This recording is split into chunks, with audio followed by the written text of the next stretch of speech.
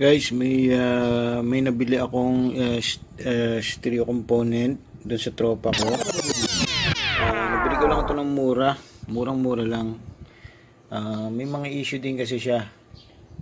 Bilang pagrespeto sa tropa ko, hindi ko na sasabihin kung magkano yung ano. Pero mura ko lang ito nakuha sa kanya. Wala siyang speaker, wala na rin siyang dust cover. Nung biling ko to, wala tong stylus, karayom dito, wala. Ako na lang naglagay niyan. Wala din siyang belt. Okay, so yun yung initial na ano ko dito nung una kong bilhin.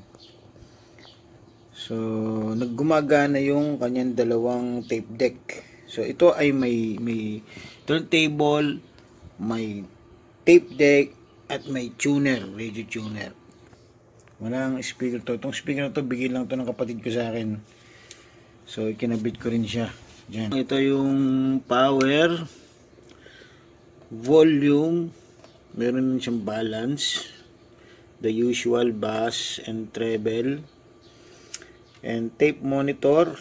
Meron din siya, yung selection for kung gusto, kung kayo makikinig ng tape, kung turntable, kung radio, AM and FM. So may option pa siya ng ganito. Ang problema dito sa amin, mahina ang signal. Hindi na problema yun ang sadyang mahina ang signal dito sa amin.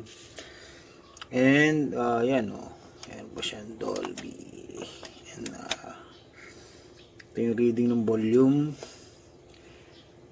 It says here Dolby system, normal. Hindi ko alam kung nasa table of elements to or CR0 to.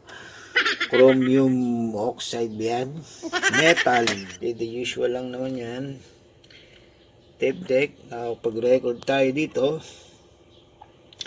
at magagamit mo to as recording level, kung gaano kalakas mo i-record.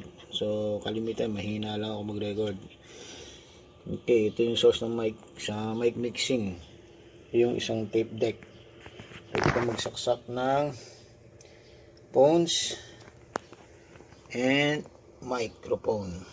Okay, so yan, hindi ito kasama, pero wala na siyang 45 adapter, so dito ko na lang ilagay ito. Okay, meron siyang dalawang speed. Ang turntable meron dalawang speed, 33 and 45. Okay, tapos okay naman, may clip naman siya.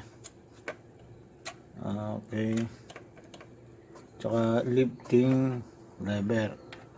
Ayun, hop. Okay, hindi na-adjust tong na to, counterweight itong na to, hindi na-adjust. Ewan ko kung paano i-adjust, hindi ko pa nalalaman kung paano i-adjust yan.